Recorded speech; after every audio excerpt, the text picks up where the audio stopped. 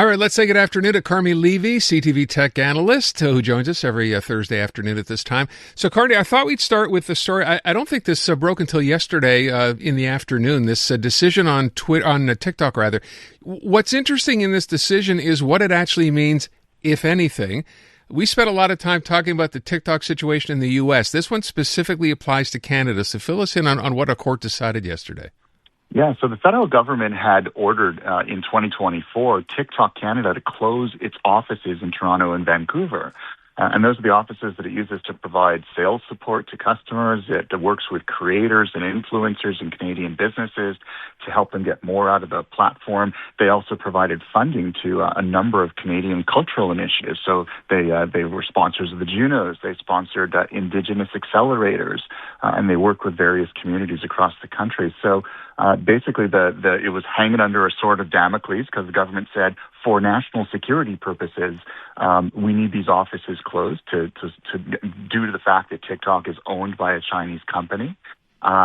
TikTok Canada immediately sued the federal government, and it's been working its way through the courts ever since. Now, the federal court has overturned that order and sent it back to Industry Minister Melanie Joly, basically saying, so it's not over yet completely, but now the industry minister has to review the case and decide what she does next. But it means that those offices stay open. It means that the employees still have jobs. It means that there are 14 million people in Canada who use TikTok regularly. And whatever you think about the Chinese connection, it's kind of a sub-economy unto itself. And now they'll continue to be able to get support from hundreds of Canadians who work for the company.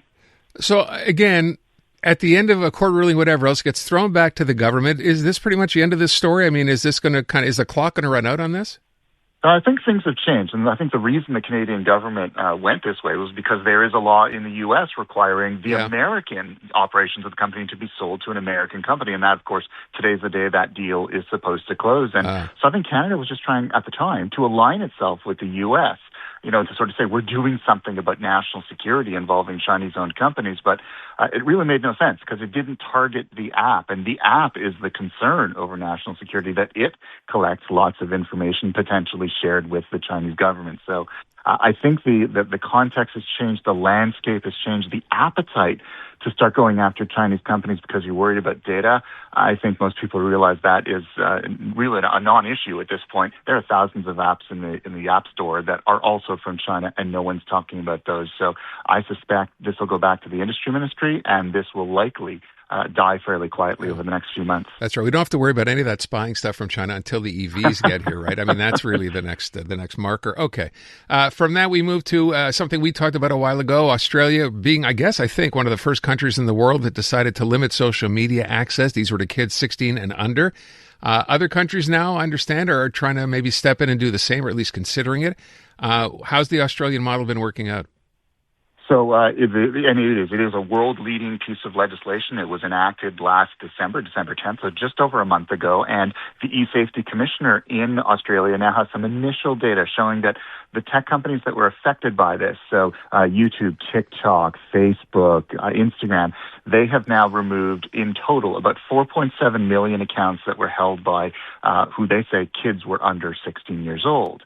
And that compares to about 5.1 million actual kids under 16 years old in Australia. So it sounds like they're starting to make at least an initial dent in the number of kids who are accessing social media. But there's, as always, a big asterisk there. Kids have multiple accounts.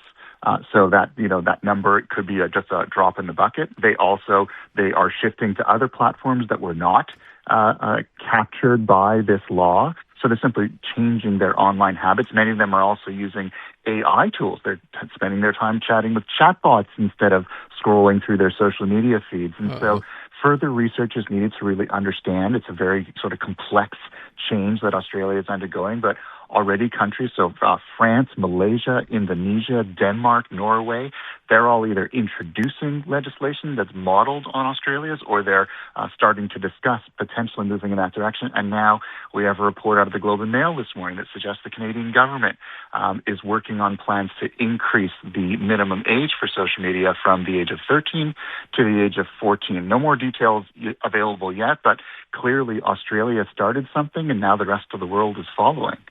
Yeah, it's funny, though, because I guess the big concern at the time, as you just outlined, is the fact that kids, being as smart as they are when it comes to tech, would find a way around this, which apparently some have. But do we call this a success so far regardless? Well, I mean, the fact that and I've never been a believer that bans work precisely because kids are smart, because they will find some other way. You say no to them, they say yes, and they're very tech savvy. But at the very, it's successful in light of the fact that we are all talking about it now, that the toxicity and dangers of social media and the impacts on social media, particularly among young people, is now a topic of public discussion, right, whereas previously it was not. So if it took an imperfect ban to get us to that point, then I'll take it, and it's a first step along the way. All right, let me go to the next story real quick. I had no idea there is such a place. There's an Atari hotel project in Vegas. What like Atari, like the games? Yeah, so they're calling it the first immersive gaming hotel in the Western Hemisphere, and it was supposed to be. They announced this 2 months before the COVID pandemic hit, so back to 2020, and they were supposed to be in Vegas and Phoenix and 6 other American cities. And of course, thanks to the pandemic, everything kind of froze. They've still been trying to get a couple of them going, but now they've announced that the one in Las Vegas will not go ahead after all. They're still trying to get the one in Phoenix off the ground. What I find interesting, so they're describing it as an immersive video game experience with the latest virtual reality technology. So anyone who back in the day was an Atari fan, we're kind of hoping for this. That would be kind of neat, but as is often the case in the video game industry, lots of really cool things get announced, but they end up being what we like to call vaporware. We just wait and wait and wait, and years later, they're still, it still hasn't launched. And I suspect the one in Phoenix over the next few months probably going to die as well because they still can't get funding for it. That's a shame. I was hoping to book the Space Invaders suite, so I guess that's going to have to That would be wait. awesome. Yeah. I'd be right next door to you for Asteroids or possibly Missile Command, but I'd definitely be down for that, at least a couple nights. Yeah, it's too bad. I registered for the Pong night, too, so these things are not going to work out. All right. No lineups for that one. Yeah, last story, Toronto police using AI. This is actually pretty cool to handle non-emergency calls. How's that working out? So let's say like you're calling them not for some life-threatening thing, but vandalism. Someone is breaking into or my mom won't give me ice cream. Yeah, I get it. Okay. Yeah, exactly. And so in Toronto right now, the wait time for those non-emergency calls is just over 6 minutes. And so they figured use AI to take those calls so that you don't have to wait. And then, of course, the AI can listen in and decide actively if it feels like an emergency, they can immediately hand it over to a human operator. So it comes from a Canadian company called Hyper, so it's homegrown technology. It's already being used in other parts of Ontario, including Halton Police. Brantford, I believe, was the first city to turn this on. And basically what they do is they train it specifically on 911 and emergency call center calls. So the data is very focused. They say that the risks of it going off the rails, hallucinating like ChatGPT, very low. That hasn't happened yet, both in their testing and their real world experiences. And basically what it means is that AI handles the sort of low priority, sort of trivial stuff, but it leaves humans for everything else. They're saying humans will not lose their jobs.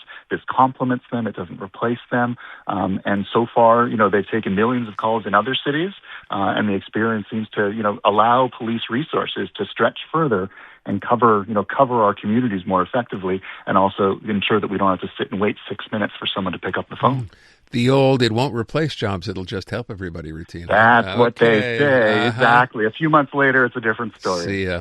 Carmi Levy, our CTV tech analyst. Carmi, thank you so much. I'm Luke Wilson. Join me each week for Film Never Lies. We're going in depth on football and a lot more. We'll pull back the curtain on life in the pros and dive deeper into the stories making the headlines. No hot takes, no lazy narratives, just real honest conversations. You can watch or listen to Film Never Lies on all the TSN platforms and iHeartRadio app.